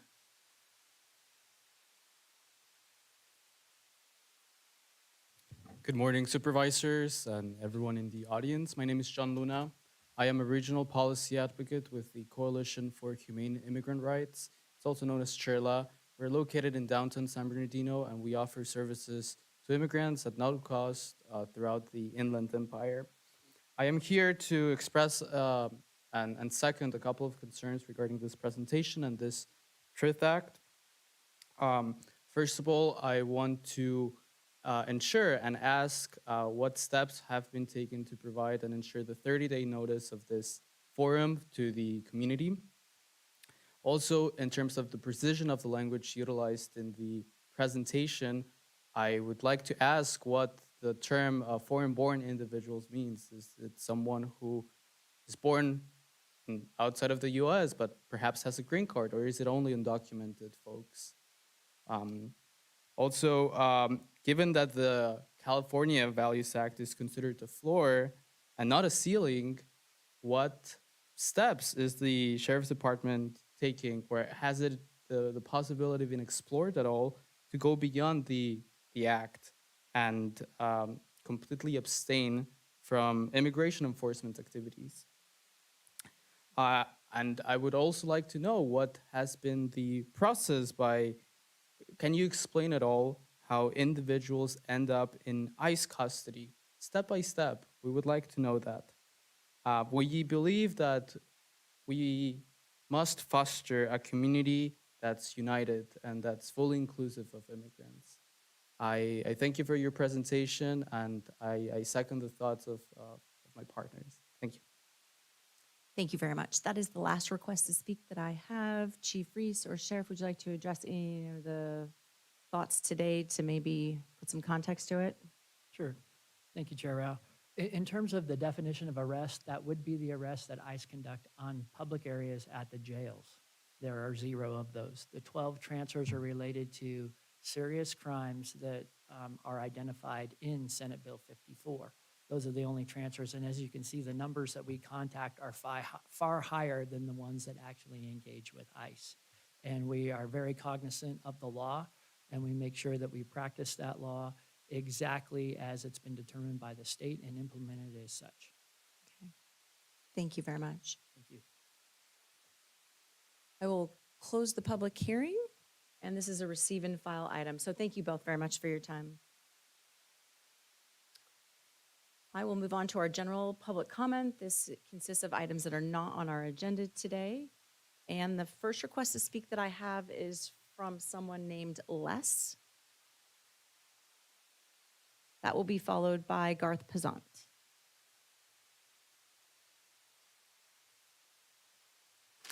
Good morning.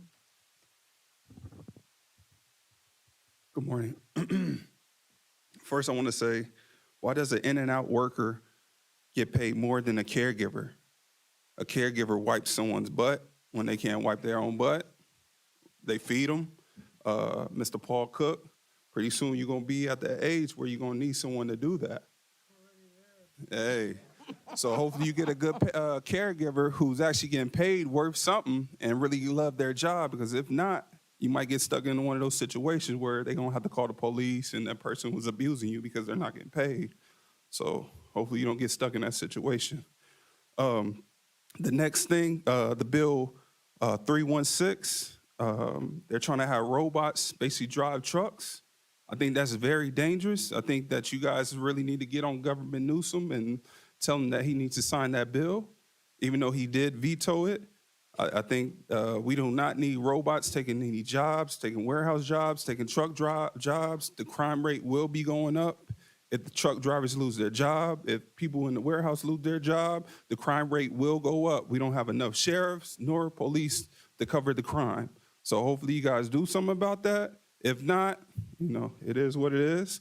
CPS, CFS, they need to be in here doing monthly reports. Too many children are dying on their watch. They're giving children off to child molesters. So they need to be here giving monthly reports, talking about what they're doing, what they're changing, because that's unacceptable to allow CPS, CSF to do things like that to these young children. And then we turn around and say, why is the crime rate so high? The crime rate is high because we're not holding people accountable.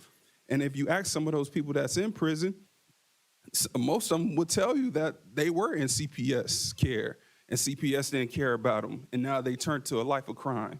That's why the crime rate is going up like that, because we're not holding people accountable.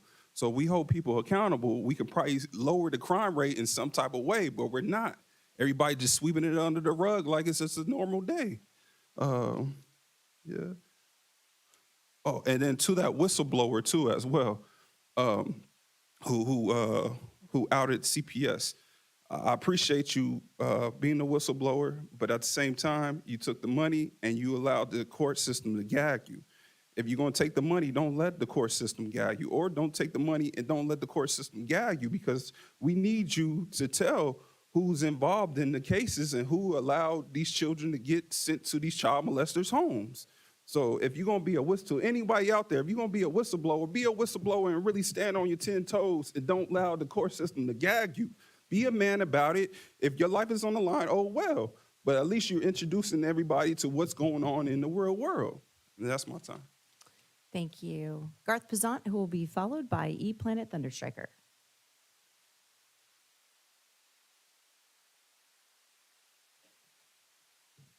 It's an honor to be here. The criminal attorney gets $2,000 down, $400 an hour. The civil attorney gets 50% to 75% of the gross of a settlement. He tricks you into paying medical bills up front. You end up getting 15% of the claim. The civil attorney does not inform you of your opportunity to sue for attorney fees. Your wages are from $15 to $65 an hour before taxes. Can society really afford an attorney? In the courts, you and I display simplicity through right and wrong and common sense in record time. An attorney exhibits codes and procedures through meticulous persuasion in aeons of time. To be continued. District Attorney Jason Anderson, your department has polluted the state of California. It is alleged a Sergeant Arthurton of the Public Integrity Unit has colluded with City Clerk Genova Roca and City Police Officer Lieutenant Oldendorf in tampering with evidence and committing perjury in the case of Garth Benjamin Pazant Sr., case numbers MSB 2101586 and CIVSB 2123266. The above-named officers have committed malicious prosecution. Evidence has been set out on the rigged officer-involved shooting body camera footage link as follows: https://worldwideweb.imageshare.com/pd/4G uppercase X, uppercase Z, GO 38, uppercase ZK. The above-named officers deserve disciplinary action in its most severe degree. They have spilled innocent blood. They have sinned against a man of little means. They have sinned against the anointed of Jehovah. They have sinned against Jehovah of armies himself. What did you people think you were doing? You were tinkering with the greatest law practicer on the face of this entire inhabited earth. May Jehovah have mercy on your soul. Thank you. Jane Hunt Rubel. Oh, wait, I'm sorry. E-Planet Thunderstriker, followed by Jane Hunt. Thanks, Jane. Hello, thank you again. I am a conditional vice presidential candidate for a female president. What are the concerns of all nations, peoples of the earth, as it applies to their existence among other nations, peoples, types of government, and culture? Well, that's actually, I could figure that out myself and write a whole bunch, but it's a good place to start. Everyone around the world could be asking and talking about that, no matter what kind of society that they're in. And out of all the pages I have to do, and knowing that nothing's going to be accomplished in our country right now, that this could apply to Israel. A couple other another page related to that. And sometimes it seems like some of my stuff does get handled by some of those people. I have a page where I discussed in front of either Orange or Riverside Board about how Kamala Harris and her presidential candidacy party thrown by Scooter Braun, and why she should be arrested, or at least this should be in the media related to that, related to treason. The music industry, Doja Cat, had a Santa Barbara area music producer, received a lot of Grammy nominations because I was in Santa Barbara, and I was blacklisted by Katy Perry, working for the mafia, and that's what has been going on. You know, you have monarchies, hundreds of years of governing, knowing how to govern, knowing how to deal with people, and then they attack us. They take over our music industry. We start with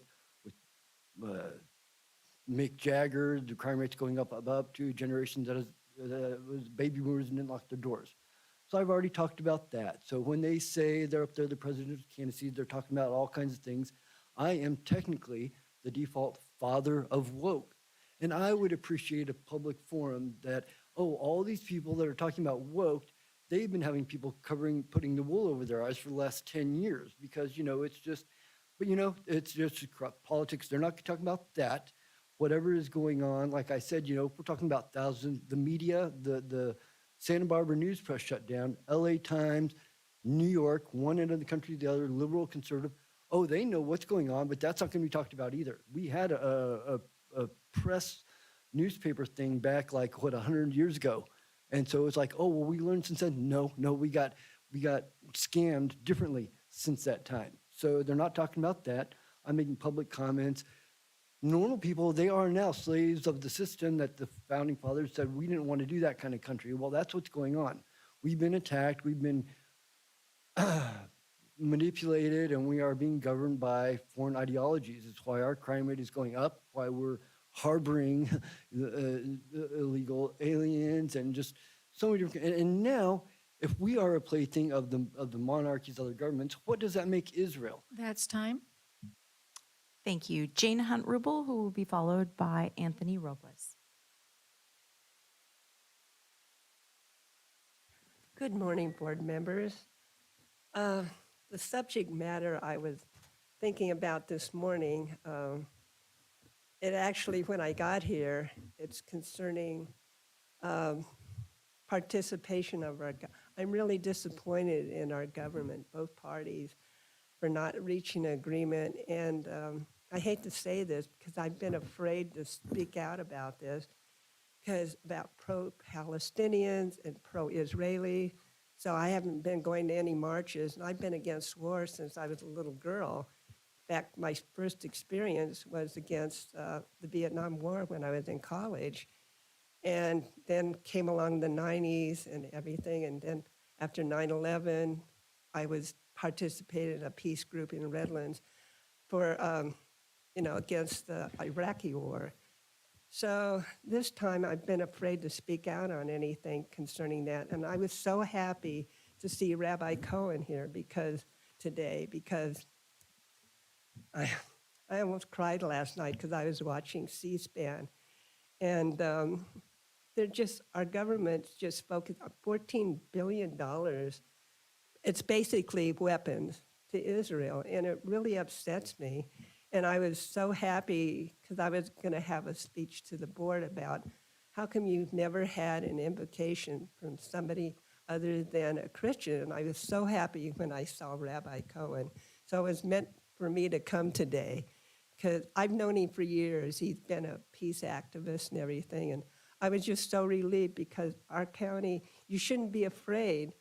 This is the United States to go and, I've always been a peaceful person. I don't like demonstrations, but I'm looking for an outlet for it. So I was just so happy to hear his speech today because it's not about, I'm just mad at both countries Israel especially, for their government. I don't hate Jewish people. I'm for Israel. But there's a lot of peace people in Israel that never get told anything. And what's going on at the hospitals in Palestine, it breaks my heart to see all these little kids. Okay.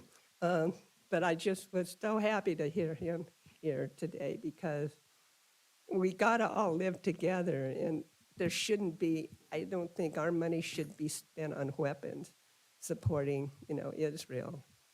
So, because Palestine deserves it too, because since 1948, that's the year I was born, I've always been aware of that Palestine was, divided up in 1948. And this has been going on for almost 75 years. That's time. Thank you, Jane. Anthony Robles, who will be followed by Lauren Lopez.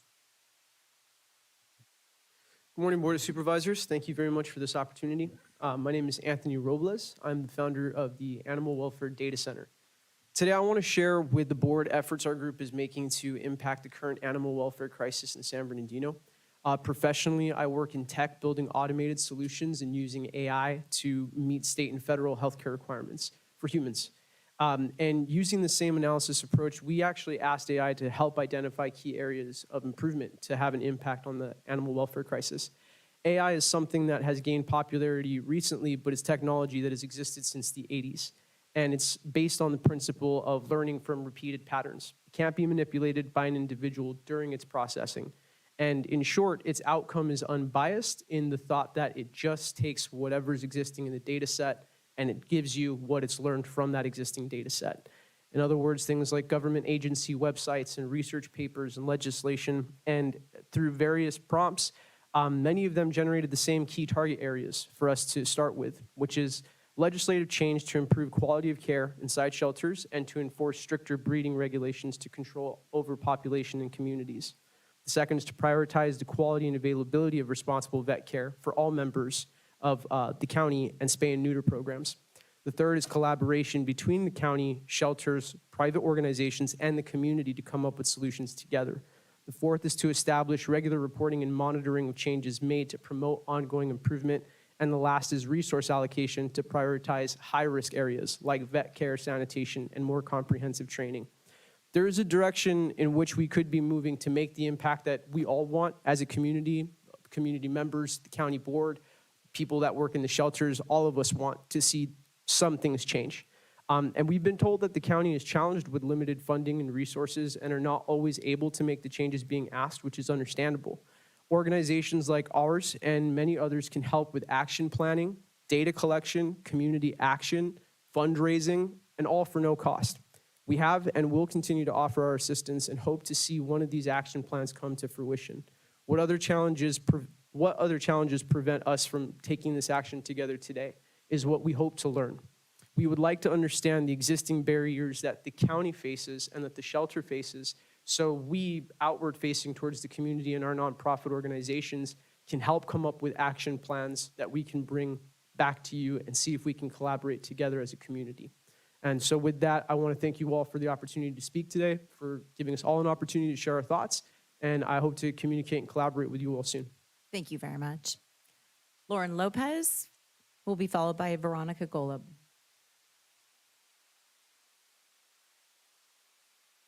Hi, my name is Lauren Robles, a lifelong member of San Bernardino County. I have even attended a few of Joe Baca Jr.'s yearly barbecues, showing support for members of his community 15 years ago. Now at 25, I'm here to discuss the importance of enhancing animal welfare. While some of you may consider the community as a root cause of this crisis, I see it as a result of county and city laws failing to enforce the regulations or adequately respond to the crisis. The response is to collaborate in order to reduce the workload created by backyard breeding. We all share the same goal, to put an end to this practice.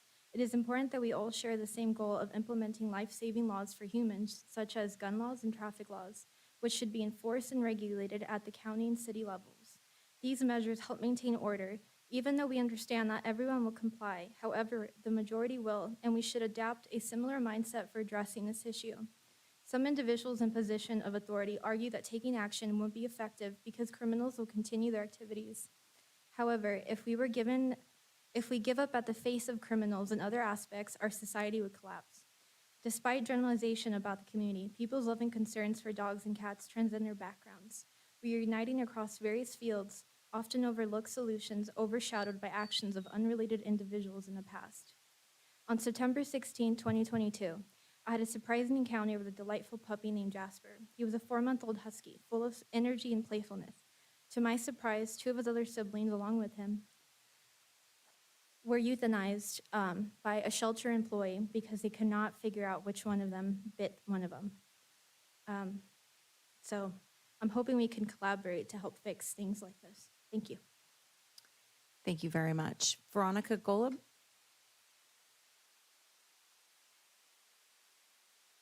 Good morning.